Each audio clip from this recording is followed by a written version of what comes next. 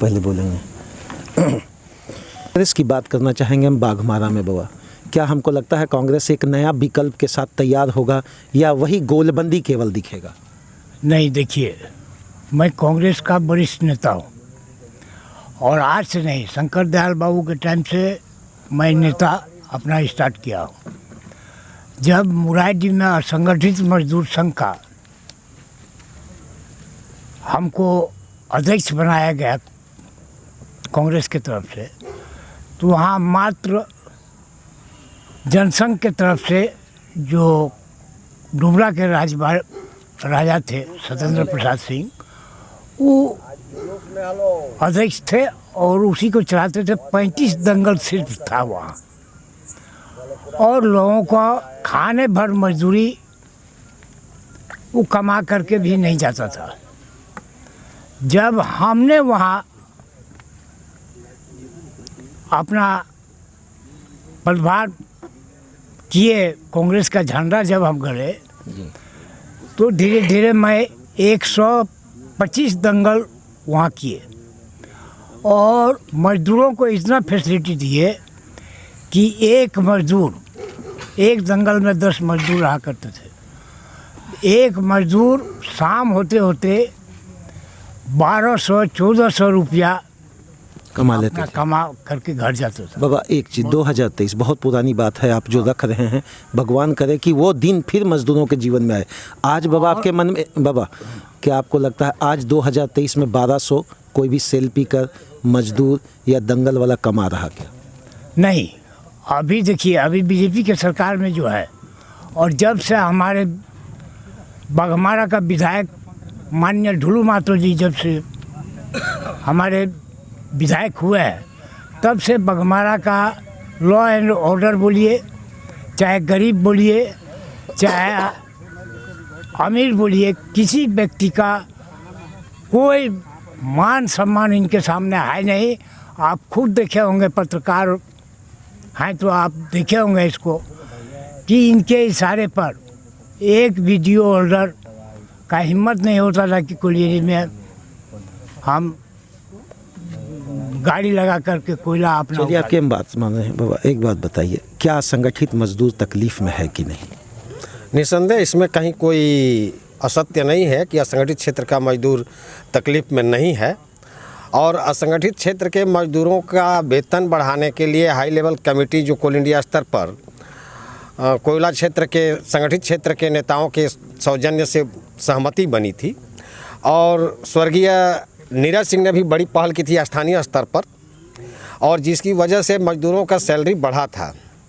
कालांतर में नीरज सिंह के निधन से इस क्षेत्र के असंगठित क्षेत्र के मजदूरों को बहुत बड़ा झटका लगा और उनका वेतनमान लगभग आधा हो गया। और उसका देन किसका जाता है? आपसे छुपा हुआ नहीं है। जनप्रतिनिधि जो चुना जाता है वो जनता की सेवा के लिए होता है, और विधायक हैं, हमारे विरोधी पक्ष के हैं, सम्मान हम भी करते हैं क्योंकि वो माननीय हैं, और ये उनका कर्तव्य बनता है कि असंगठित क्षेत्र के जो मजदूर आज तकलीफ में हैं उनका वेतन पूरा क्यों नहीं मिलता है? कहाँ जाता आधा वेतन उनका? आधा वेतन मजदूरों का आखिर जाता कहाँ है? छाताबाद में एचपीसी का मीटिंग में विधायक भी थे, थाना प्रभारी भी थे, सीआईएसएफ के भी अधिकारी थे, कोल इंडिया के अधिकारी थे और आउटसोर्सिंग के भी अधिकारी थे। वहाँ एक कंपाइलमेंट तैयार किया गया जिसमें ये लिखा गया कि हम लोग एचपीसी लागू करेंगे। उन्होंने कहा कि हमने प्रयास किया। अब यह बात आती है आपके तरफ से, आपने यह प्रयास कहाँ किया? ये प्रयास का मतलब होता है कि मजदूर नेता बैठते हैं, आपका समय पर मतलब कि क्या कहते हैं, यहीं स्थानीय स्तर पर भी मतलब कि क्या कहते हैं सहमति बन जाती है, मिनट्स मिल जाता है, और जो आउटसोर्सिंग प्रबंधन है वो तारीख पर तारीख जैसे कोर्ट में। भैया आपने प्रयास कहाँ किया?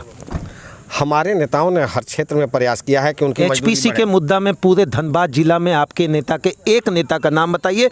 हम जब तक पूरा जानकारी नहीं होता है एक स्टेटमेंट नहीं रखते। आप बताइए भैया, आप टीवी पर हैं, हम जानना चाहेंगे कि कोई एक नेता, अगर नहीं आए हैं तो कल आएंगे क्या?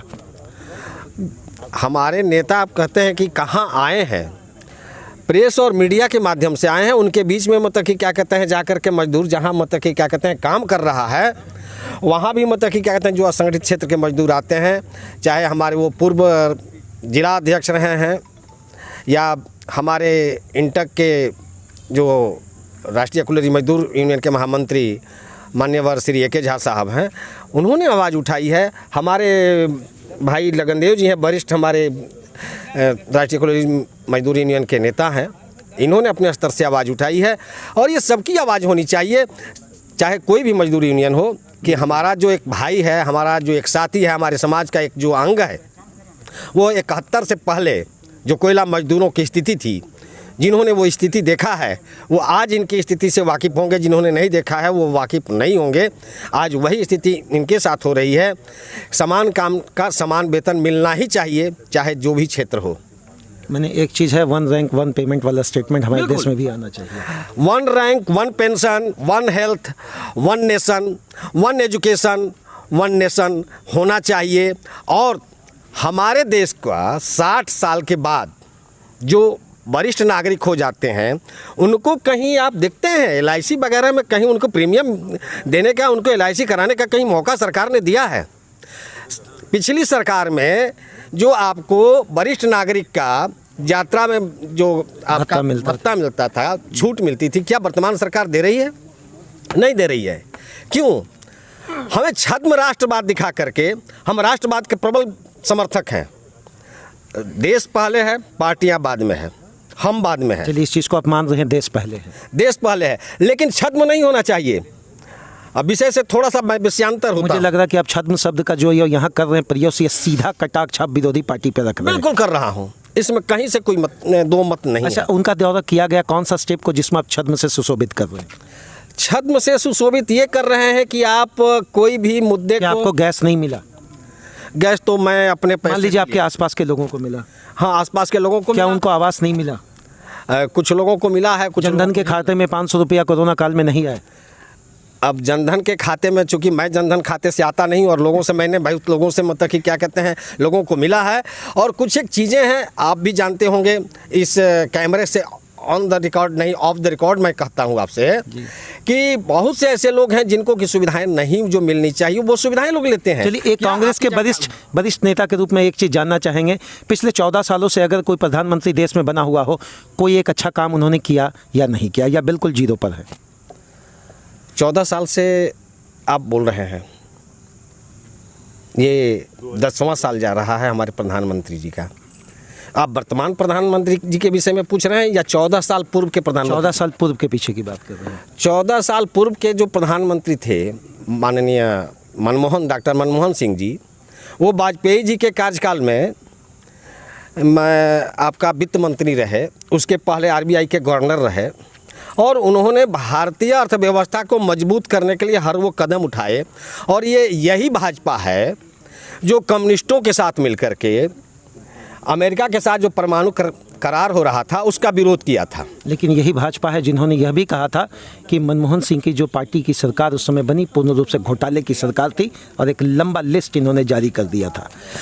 आपको ज्ञात होगा कि अन्ना जी पूरा मुंबई से दिल्ली आकर के बैठ गए और उनके बैनर तले आकर के आज के आपकी सरकार के मुखिया और आज के वर्तमान विदेश राज्य मंत्री माननीय वो सेना से लेफ्टिनेंट जनरल थे, जनरल साहब, और किरण बेदी, हाँ, माननीय किरण बेदी साहिबा जो दिल्ली की पुलिस प्रमुख रही, ऐसे बहुत सारे नेता आए और अन्ना जी कहते रहे कि ये मेरा विशुद्ध रूप से गैर राजनीतिक संगठन है, लेकिन RSS ने कहा कि नहीं, हमारे लोग उस मंच के साथ शिरकत किए। तो कई स्तरों से कांग्रेस की सरकार को बदनाम करने के लिए, अस्थिर करने के लिए प्रयास किए गए। बस अंतिम एक प्रश्न रहेगा, बाघमारा कैसे विकास करेगा?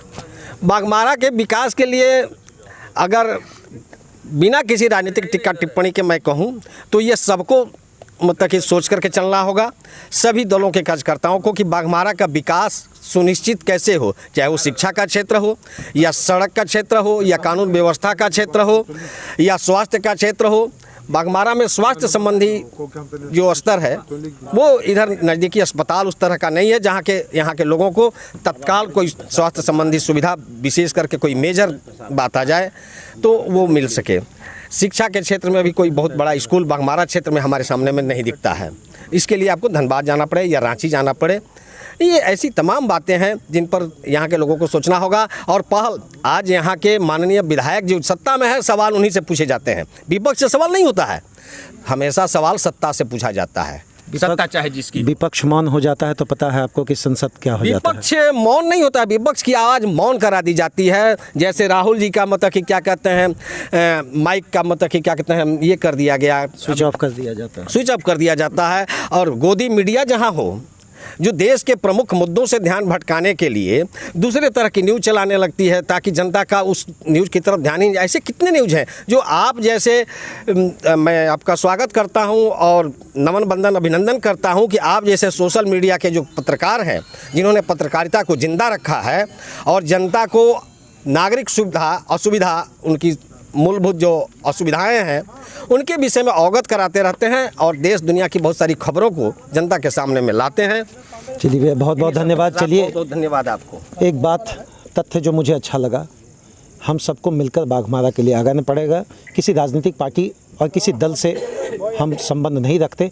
मेरा तो काम है पूछना श्रीमान, हर व्यक्ति से पूछते हैं, हर गली चौराहे में पूछते हैं, बस एक चीज़ मन में है, विकास हो। गरीब गुरबा के लिए भी आवाज़ उठे, पत्रकार के तरफ से भी आवाज़ उठे, जनप्रतिनिधि के लिए तरफ से भी आवाज़ उठे। और चूँकि असंगठित मजदूर के लिए हम लंबे समय से ये बात उठाते आ रहे हैं, 85,000 बराबर 850 रुपया भी बोनस मिला क्या। जय हिंद।